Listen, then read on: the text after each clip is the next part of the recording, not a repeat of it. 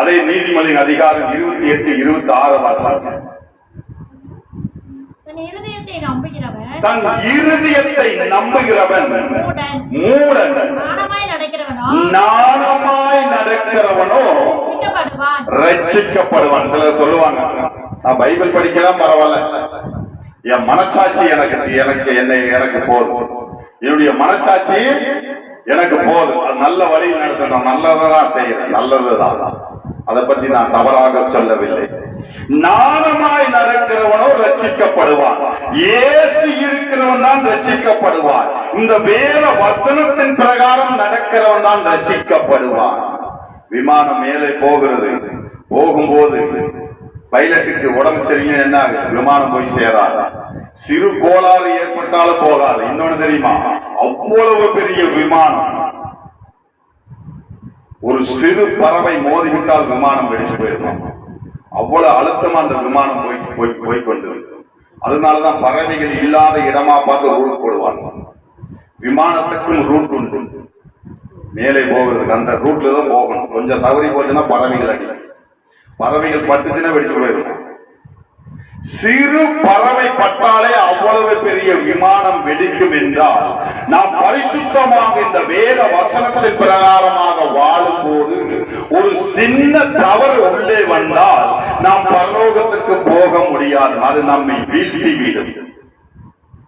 வேகமாக ஓடலாம், ஆனால் விவேகத்தோடு ஓட வேண்டும். வேகமாகத்தான் ஓடணும். கிறிஸ்துவ ஓட்டமே வேகமான ஓட்டம் தான், நிதானமான ஓட்டம் கிடையாது.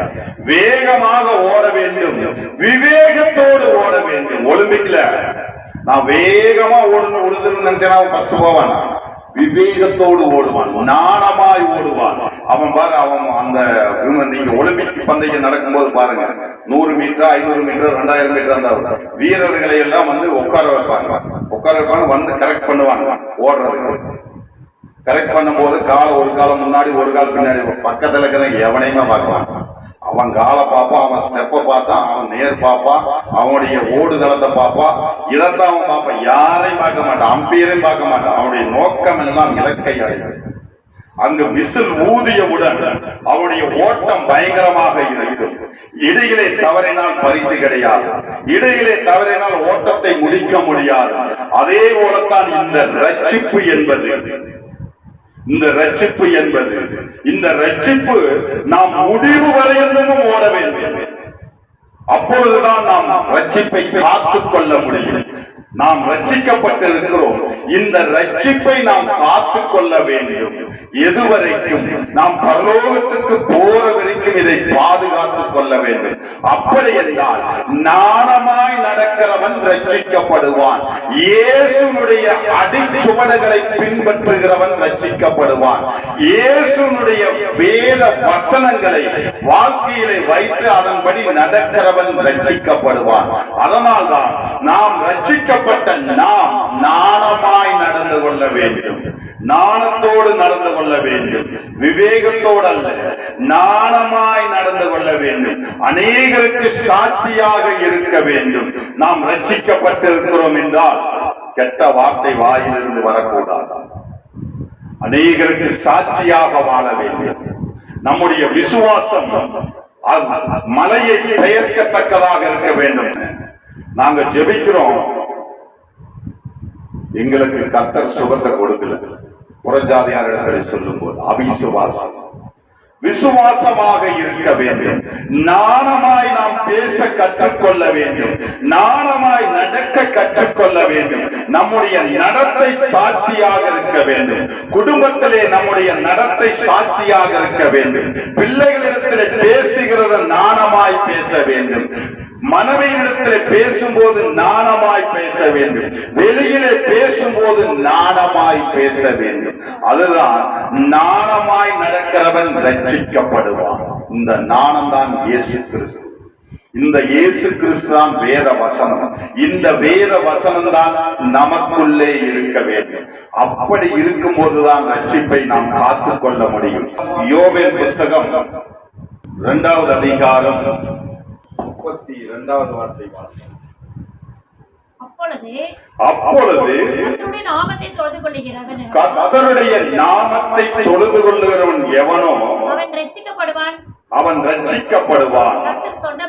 கர்த்தர் சொன்னபடி சீயோன் பர்வதத்திலும் எருசலேமிலும் கர்த்தர் வரவழைக்கும் மீதியாய் இருப்பவர்களிடத்திலும் ரட்சிப்பு உண்டாயிருக்கும். 31 வாசிங்க. கர்த்தருடைய பெரிதும் பயங்கரமான நாள் வரும் முன்னே சூரியன் இருளாகவும் சந்திரன் ரத்தமாகவும் மாறும். அப்பொழுது கர்த்தருடைய நாமத்தை தொழுது கொள்ளுகிறவன் எவனோ அவன் ரட்சிக்கப்படுவான். போதும். எப்பவா? கர்த்தருடைய பெரிதும் பயங்கரமான நாள். இது கர்த்தருடைய வருகை. கர்த்தருடைய வருகை. சூரியன் இருளாகவும் சந்திரன் ரத்தமாகவும் மாறும். இது கர்த்தருடைய வருகையை குறிக்கிறது. அப்படி என்றால் கர்த்தருடைய வருகை வரும் அளவுக்கும் இந்த ரட்சிப்பை காத்துக் கொள்ளுகிறவன் வேத வசனம் சொல்லுகிறது. அப்பொழுது எப்பொழுது கர்த்தருடைய பெரிதும் பயங்கரமான நாள் வரும் முன்னே சூரியன் இருளாகவும் சந்திரன் ரத்தமாகவும் மாறும். அப்பொழுது கர்த்தருடைய நாமத்தை தொழுது கொள்ளுகிறான். அதுவரைக்கும் ரட்சிப்பை பாதுகாத்துக் கொள்ள வேண்டும். அதுவரைக்கும் நம்முடைய ரட்சிப்பு நம் இடத்திலே இருக்க வேண்டும்.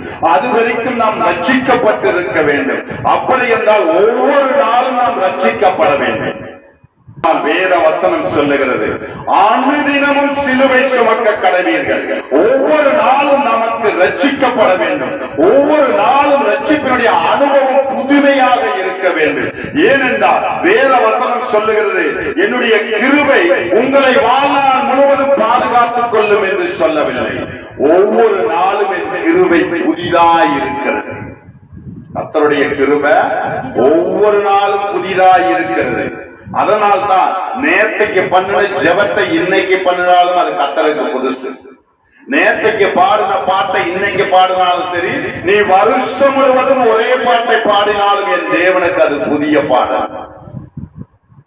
அதனால்தான் வேத வசனம் சொல்லுகிறது, அப்பொழுது கர்த்தருடைய நாமத்தை தொழுதுகிறவன் எவனோ அவன் ரட்சிக்கப்படுவான்.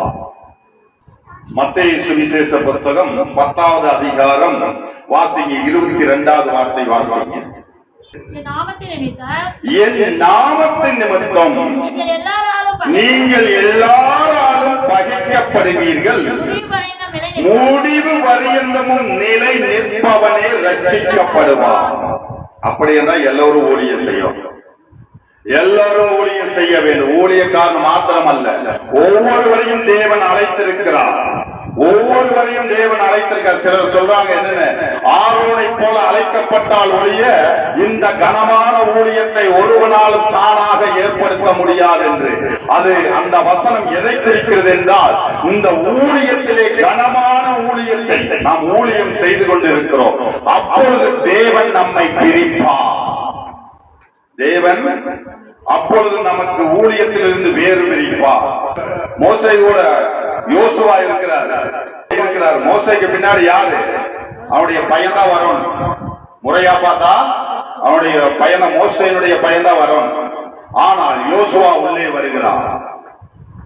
மோசேனுடைய பையன் உள்ளே வர முடியவில்லை.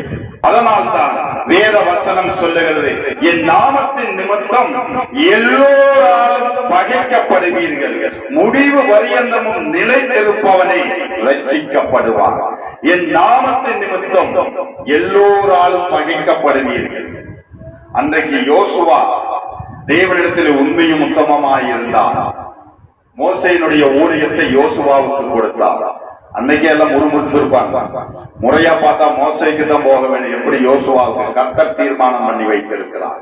இன்றைக்கு நாம் ஊழியம் செய்ய போகிறோம். இன்றைக்கு வடநாடுகளிலே அநேக ஊழியர்களிலே சிறைச்சாலையிலே வைத்திருக்கிறார்கள். வடகொரியாவிலே பார்த்தால் ஒரு சின்ன பிள்ளை, 2 வயசு பிள்ளை பைபிள் வைத்திருந்ததற்காக ஆயுள் தண்டனை கொடுத்திருக்கிறார்கள். 2 வயசு பிள்ளையை ஜெயில போட்டிருக்கிறாங்க. எவ்வளவு பாடுகள்! வேத வசனம் சொல்லுகிறது, என் நாமத்தின் நிமித்தம் எல்லோராலும் நீங்கள் பகைக்கப்படுவீர்கள். இந்த வடகொரியா தேசத்திலே பைபிள் வச்சிருந்தாவே ஜெயில போட்டுருவாங்க, கேள்வியே கிடையாது. ஆயுள் தண்டனை, ஆயுள் தண்டனை ஜெயில இருந்தே செத்து போயிடுவாங்க. நம்ம இதுல ஆயுள் தண்டனை 18 வருஷம் கழிச்சு வெளியே வரலாம். அங்க ஏகப்பட்ட கொடுமைகள். எல்லோராலும் பகைக்கப்படுவீர்கள், முடிவு பரியந்தமும் நிலைத்திருப்பவனை சாகர வரைக்கும்.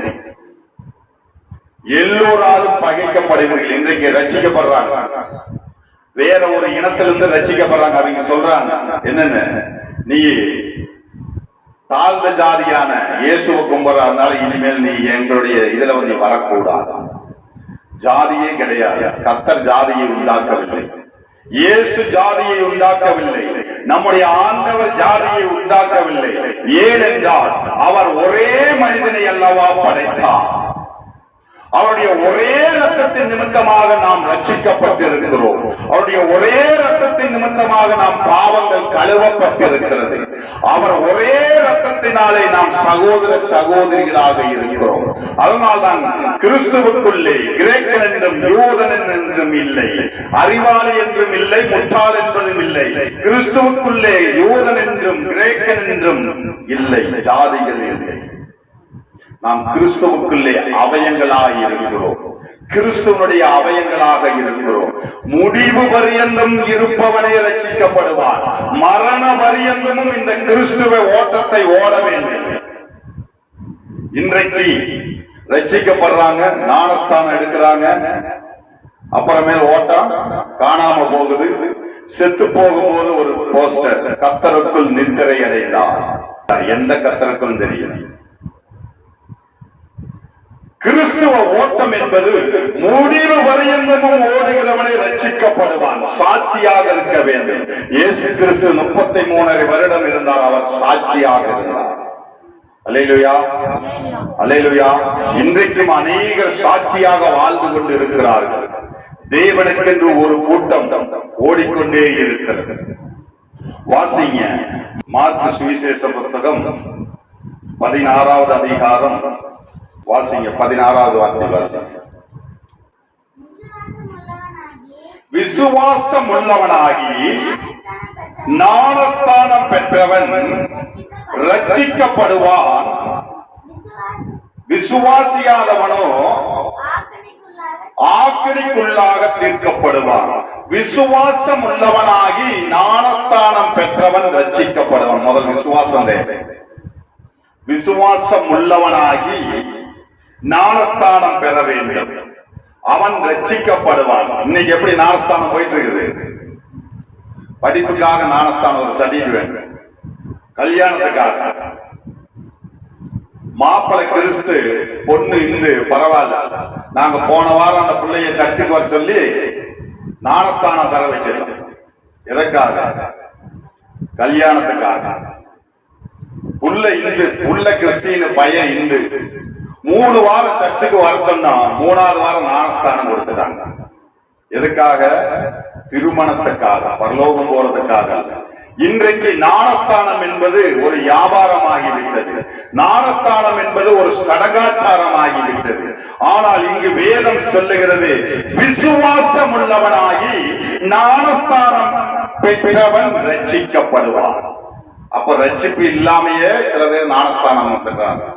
எதற்காக? சர்டிபிகேட்டுக்காக. அந்த சர்டிபிகேட் வச்சு பரலோகம் போக முடியுமா? முடியாது. இன்றைக்கு துணிகரமான செயல், கர்த்தருடைய வருகையிலே துணிகரங்கள் காணப்படும். துணிந்து செய்கிற பாவம். லோத்தனுடைய வீட்டிலே தேவ தூதர்கள் உள்ளே இருக்கிறார்கள்.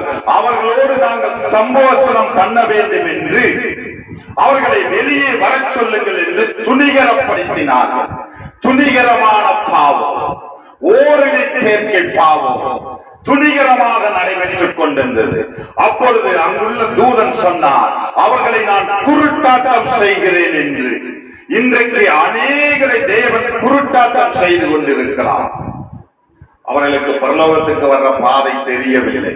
ஏனென்றால் பாவம் அவர்களுடைய கண்களை மறைக்கிறது.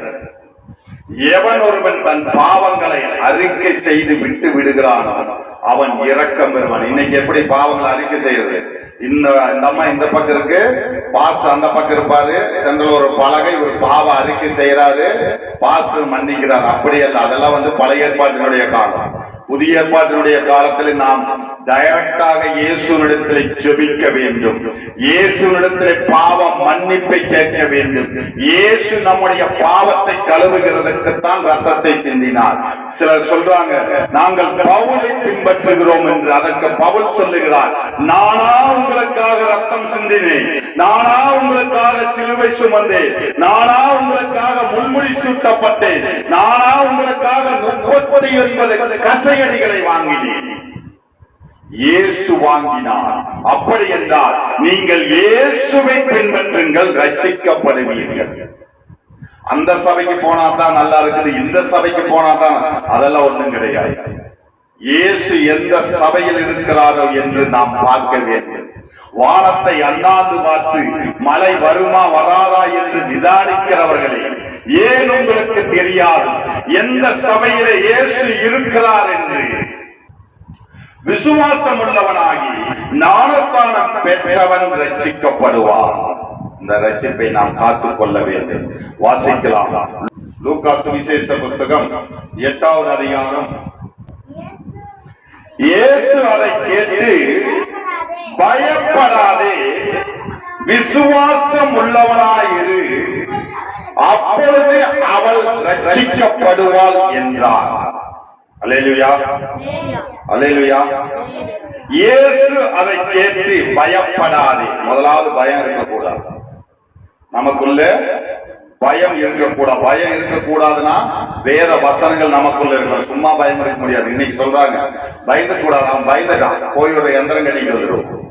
பயந்துட்டான், அவனுக்கு ஒரு பாடம் போட்டு வந்துடும். அதான் பலத்தை கொடுக்கும், அதான் பயத்தை உண்டாக்காதான். அவன் சொல்றாங்க 4 எந்திரம் கட்டிட்டு, ஆனாலும் இன்னும் அவன் பயந்துட்டு தான் இருக்கிறான்.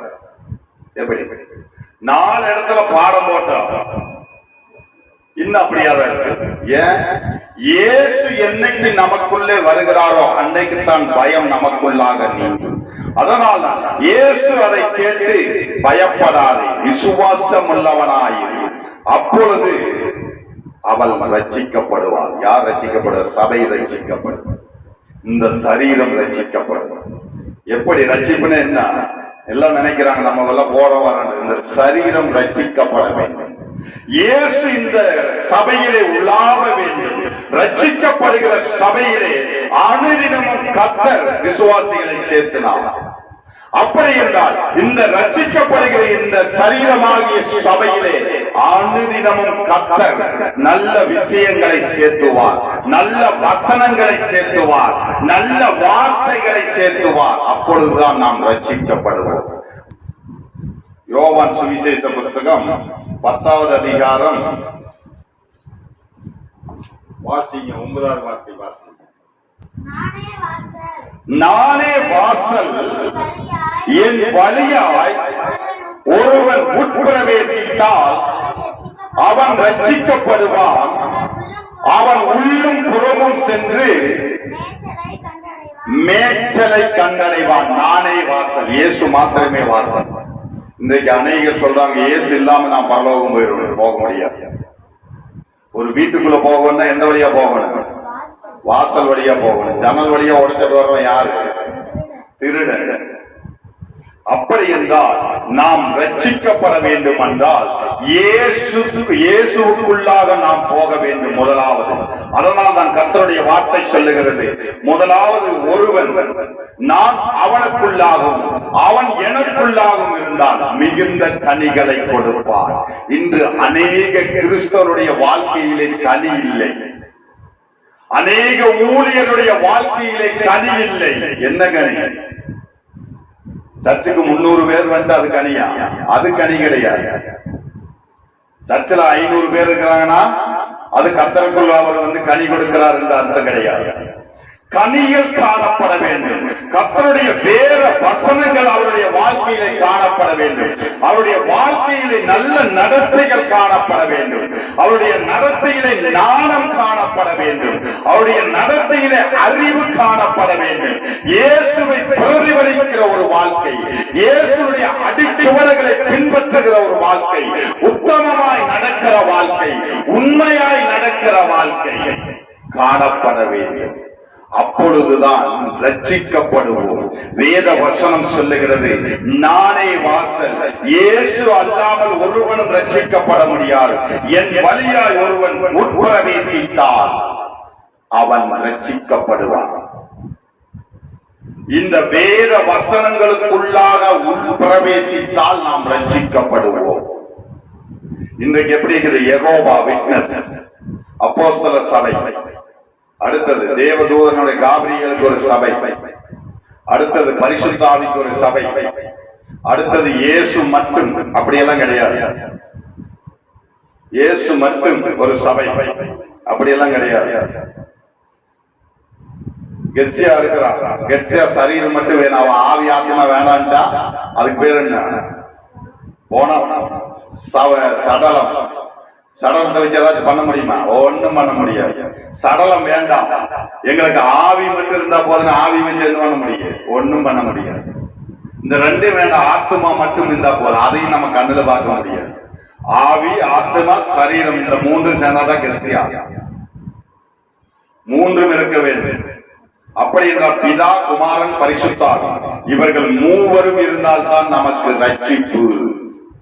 இந்த மூவரும் நமக்குள்ளாக இருக்க வேண்டும்.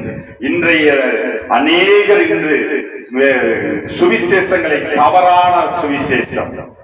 அதனால்தான் வேத வசனம் சொல்லுகிறது, வானத்திலிருந்து ஒரு தூதன் இறங்கி இந்த சுவிசேஷத்தை அல்லாமல் வேறு ஒரு சுவிசேஷத்தை சொன்னால் அது சபிக்கப்பட்டவர், அது சபிக்கப்பட்டதற்குரியது. நமக்கு ஒரே ஒரு சுவிசேஷம் தான் உண்டு. இயேசு மெய்யான தேவன், இயேசு ஒருவரே தெய்வம். எல்லா தெய்வத்தையும் உங்களால் அது முடியாது. கர்த்தர் ஒருவரே தேவன். என்னை தவிர உங்களுக்கு வேறு ஒரு தேவர்கள் உண்டாயிருக்க வேண்டாம். அப்படி என்றால் இந்த பூமியிலே அநேக தேவர்கள் உண்டு, வானத்திலே அநேக தேவர்கள் உண்டு. அதனால் தான் கர்த்தர் சொல்லுகிறார், என்னை தவிர உங்களுக்கு வேறு ஒரு தெய்வம் உண்டாயிருக்க வேண்டாம்.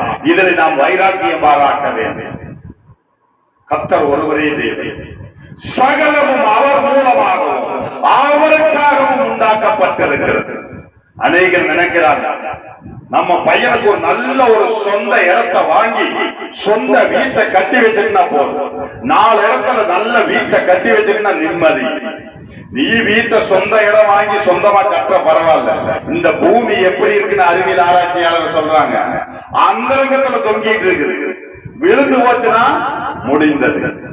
அதனால் தான் கர்த்தர் இந்த பூமியை அந்தரங்கத்திலே தொங்கவிடப்பட்டிருக்கிறது. யோபு புஸ்தகம் சொல்லப்படுகிறது, இந்த பூமி அந்தரங்கத்திலே தொங்கவிடப்பட்டிருக்கிறது என்று. அநேக அறிவியல் ஆராய்ச்சியாளர்கள் அதை ஒத்துக்கவில்லை. இப்பொழுது ஆராய்ந்து பார்த்து சொல்லுகிறார்கள், பூமி அந்தரங்கத்திலே தொங்கிக் கொண்டிருக்கிறது. அதனால்தான் கர்த்தருடைய வேதம் சொல்லுகிறது, என் வழியாய் ஒருவன் பிரவேசித்தால் அவன் ரட்சிக்கப்படுவான், அவன் உள்ளும் புறமும் சென்று மேய்ச்சலை கண்டடைவான். மேலானவைகளை நாடும் போது கீழானவைகளை கொடுக்கப்படும் என்று என்னுடைய அர்த்தம். உள்ளும் புறமும் மேய்ந்து மேய்ச்சலை கண்டடைவான். இந்த பூமியிலே அநேகர் பார்க்கும்படியாக நாம் இந்த பூமிக்குரிய மேய்ச்சலையும் மேய்வோம். நம்மை தேவன் மேன்மையாக வைப்பார். மேலானவைகளை நாடும் போது கீழானவைகள் கூட கொடுக்கப்படும். அநேகர் சொல்றாங்க, நான் இயேசுவை நம்பி வந்த, இன்னும் அப்படியாவது இருக்க பரவாயில்ல, இயேசு ஒரு ஏழையான தெய்வம், நானே ஏழையாக இருக்கிறேன். அறியாமை, அவர்களுக்கு அறியாமை, அவர்களுக்கு சரியான உபதேசம் இல்லை, ரட்சிப்பை பற்றிதான் ஒரு விழிப்புணர்வு இல்லை. கர்த்தர் சொல்லுகிறார், சகலமும் அவருக்காகவும் அவர் மூலமாகவும் உண்டாக்கப்பட்டிருக்கிறது. வாசிங்க அப்போஸ்தலர் நடவடிக்கை புஸ்தகம் 2வது அதிகாரம் 20-21 வாசிங்க. அப்போஸ்தலர் நடவடிக்கைகள் புஸ்தகம் கர்த்தருடைய பெரிதும் பிரகாசமான நாள் வரும் முன்னே சூரியன் இருளாகவும் சந்திரன் இரத்தமாக மாறும். அப்பொழுது கர்த்தருடைய நாமத்தை தொழுது கொள்ளுகிறவன் எவனோ அவன் ரட்சிக்கப்படுவான் என்று தேவன் உரைக்கிறார். கர்த்தரே உரைக்கிறார், மனுஷன் சொல்லவில்லை, கர்த்தர் சொல்லுகிறார். அப்போஸ்தலனாகிய பவுல் ரோமாபுரிக்கு எழுதின நிருபம் 10வது அதிகாரம் 9வது வார்த்தை வாசிங்க. என்னவென்றால் கர்த்தராகிய இயேசுவை நீ உன் வாயினாலே அறிக்கையிட்டு தேவன் அவரை மரித்தோரில் இருந்து எழுப்பினார் என்று உன் இருதயத்திலே விசுவாசித்தால் ரட்சிக்கப்படுவார். அல்லேலூயா, அல்லேலூயா. இன்னைக்கு அநேகர் சர்ச்சுக்கு வருவாங்க, ஆனா இயேசு உயிர்த்தெழுந்து விசுவாசிக்க மாட்டாங்க. இயேசு உயிர்த்தெழுந்தத விசுவாசிக்க மாட்டாங்க, ஏதோ சர்ச்சுக்கு வருவாங்க. அதனால் தான் கர்த்தருடைய வார்த்தை சொல்லுகிறது என்னவென்றால் கர்த்தராகிய இயேசுவை நீ உன் வாயினாலே அறிக்கையிட்டு தேவன் அவரை மரித்தோரில் இருந்து எழுப்பினார் என்று உன் இருதயத்திலே விசுவாசித்தால் ரட்சிக்கப்படுவாய்.